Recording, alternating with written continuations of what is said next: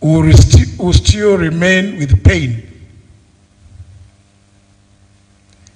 This approach aims at trying to rebuild those families and communities, and in the process, build a more caring nation.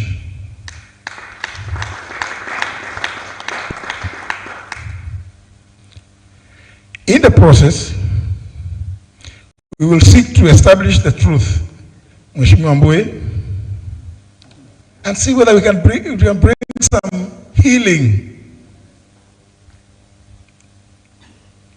and some form of closure, and then, where necessary,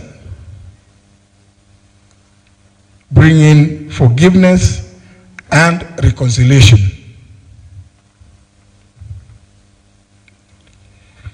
We also aim through this commission to put to an end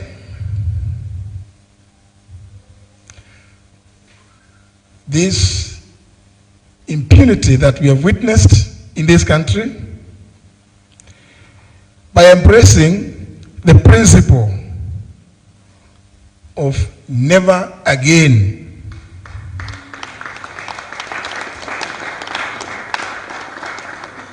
Never again.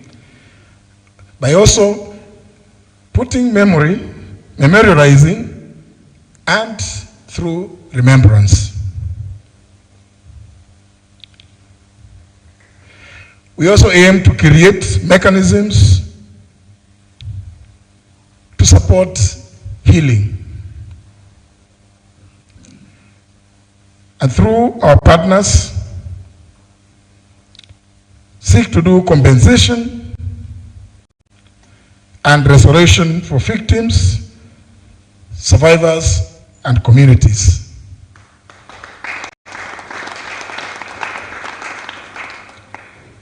Ladies and gentlemen, I was merely to introduce, because we will be doing a lot more, but for the avoidance of doubt,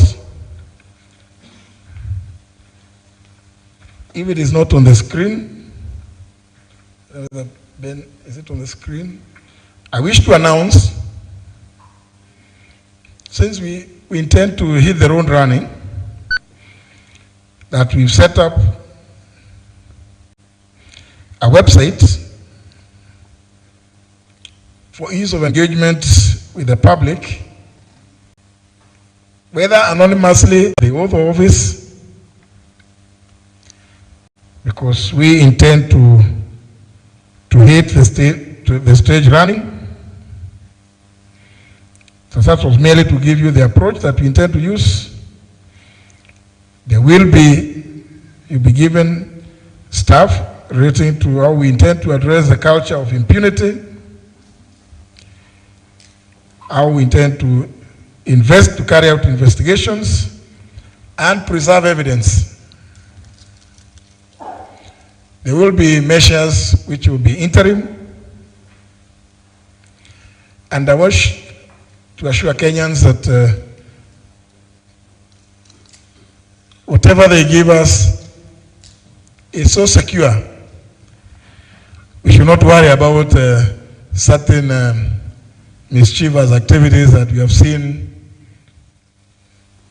in recent times from government trying to interfere with things that are done in all spheres of governance. But we will not be limited to merely human rights violations. We intend to also deal with issues that relate to state capture, as well as institutional corruption.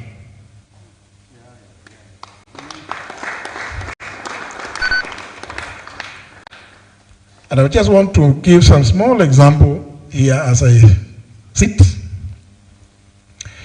that in the 8th Parliament, some effort was made, led by the Honorable Musikari Kombo,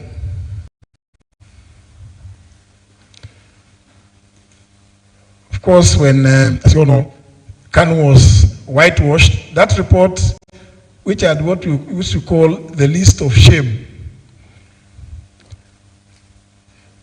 When KANU was whitewashed by NAP in the elections of 2002, the efforts led by the Honorable Muskari Kombo gave rise to two very key pieces of legislation that are still in force today in Kenya, but very, very sparingly used.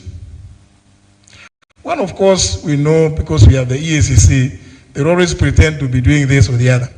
But there's a key governance legislation that came out of that effort. The Public Officer Ethics Act, number 3 of 2003, alongside the Economic Crimes, Anti-Corruption and Economic Crimes Act, the SECA. We intend to give effect to these laws because we believe if everybody inculcated what is and practiced what is in the Public Officer Ethics Act, we would see very little institutional failure brought about by endemic corruption in this country. With those remarks, ladies and gentlemen, allow me to invite